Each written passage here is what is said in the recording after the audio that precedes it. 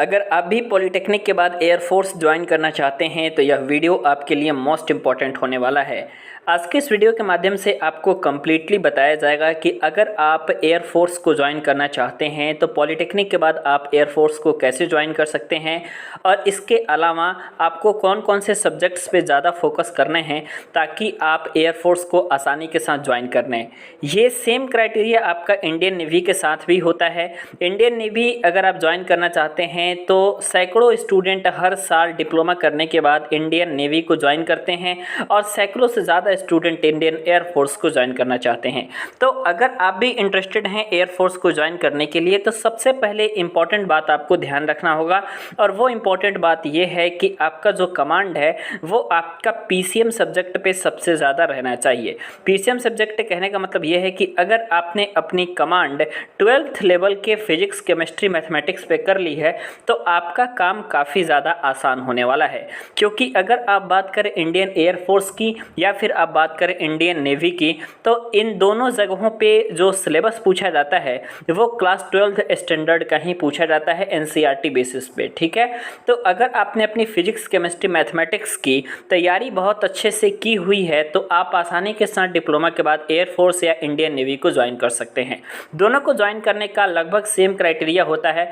Written examination का तो बिल्कुल ही सेम आपका क्राइटेरिया होता है। ठीक है, लेकिन आप सोचेंगे कि सर हमारा फिजिक्स केमिस्ट्री मैथमेटिक्स बहुत आसान है तो क्या हम एयरफोर्स में ज्वाइन हो सकते हैं? तो मेरा जवाब है नहीं। ऐसा ज़रूरी नहीं है कि अगर आपका फिजिक्स केमिस्ट्री मैथ सिर्फ आसान है तो आप आसानी के साथ एयरफोर्स के एग्जामिनेशन को क्रैक कर सकते हैं। एयरफोर्स के एग्जामिनेशन को क्रैक करने के लिए फिजिक्स केमिस्ट्री मैथमेटिक्स के अलावा भी आपके पास इंग्लिश के कम्युनिकेशन स्किल का ज्ञान होना बहुत ज़रूरी है। इंग्लिश एक ऐसा सब्जेक्ट है जो कि एयरफोर्स में बहुत ज़्यादा मायने रखता है और इंग्लिश में आपके मिनिमम 50% मार्क्स भी होने ज़रूरी हैं अगर आप इंडियन एयरफोर्स को ज्वाइन करते हैं तो। इसके साथ ही साथ इंग्लिश का पेपर भी आपका होता है। तो अगर आपने अपने इंग्लिश कम्युनिकेशन को और बेहतर कर लिया, ध्यान रखिएगा कि आपका जो रिटन पेपर होता है उसमें आपके ग्रामेटिकल एरर वगैरह सारी चीज़ें आपके सीबीटी टेस्ट के माध्यम से चेक की जाती है। लेकिन अगर आपका रिटन एग्जामिनेशन को क्वालिफाई करने के बाद अगर आपका इंटरव्यू होता है वहाँ पे अगर ग्रुप डिस्कशन होता है, क्योंकि अगर आप इंडियन नेवी में जाओगे तो वहाँ पे भी आपका ग्रुप डिस्कशन का प्रोसीजर है और इसके अलावा अगर आप इंडियन एयरफोर्स को ज्वाइन करते हो तो वहाँ भी आपको ग्रुप डिस्कशन कराया जाता है। तो अगर आप ग्रुप डिस्कशन में भी इंग्लिश लैंग्वेज का यूज़ करते हो और आपका कम्युनिकेशन बहुत ही अच्छा है, इंग्लिश में आप अच्छे तरीके से बात कर सकते हो और दूसरी की बातों को समझ भी सकते हो। इसके अलावा आपको एक अलग से टॉपिक दिया जाता है, जिस टॉपिक पे आपको एक्सप्लेनेशन देना होता है उसी टॉपिक पे आपको बात करना होता है।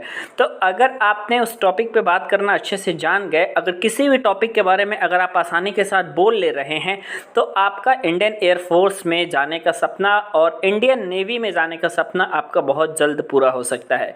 क्योंकि जो सबसे ज़्यादा स्टूडेंट्स छटते हैं वो आपका ग्रुप डिस्कशन ही होता है। ओवरऑल देखा जाए तो फिजिक्स केमिस्ट्री मैथ लगभग एयरफोर्स के एग्ज़ाम देने वाले स्टूडेंट की अच्छी रहती है। लेकिन जहाँ पे स्टूडेंट्स का सिलेक्शन नहीं हो पाता है वो होता है आपका मेजर कंडीशन में आपका इंग्लिश लैंग्वेज ही होता है।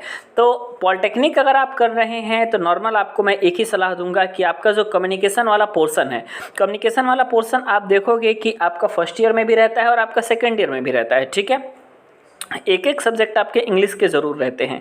तो यहाँ पे आपको इंग्लिश को इम्प्रूव करने का मौका आसानी के साथ मिल जाता है।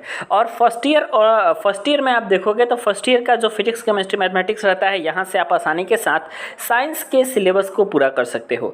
इसके अलावा जो आपका मैथ थर्ड होता है, मैथ सेकेंड होता है, मैथ थर्ड जो होता है जो आपको सेकेंड ईयर में पढ़ना होता है उसमें तो कोई समस्या ही नहीं है। उसमें का सिर्फ मैट्रिक्स वगैरह का ही कुछ पोर्सन आपके एयरफोर्स एग्जामिनेशन में पूछे जाते हैं। तो अगर आपने वहाँ तक तैयारी कर ली, अगर आपने पीसीएम के बेटर करने के साथ ही साथ इंग्लिश पे भी अगर आपने पूरी तरीके से फोकस कर लिया तो फिर आपका एयरफोर्स बनना काफ़ी ज़्यादा आसान हो जाता है। क्योंकि इस एग्जामिनेशन में लैंग्वेज बहुत ज़्यादा मैटर करती है। ठीक है, तो आपको इन बातों के बारे में जानकारी होनी बहुत ज़रूरी है। मुझे उम्मीद है ये वीडियो आपको पसंद आई होगी। अगर आपको ये वीडियो पसंद आती है तो वीडियो को लाइक ज़रूर कीजिएगा।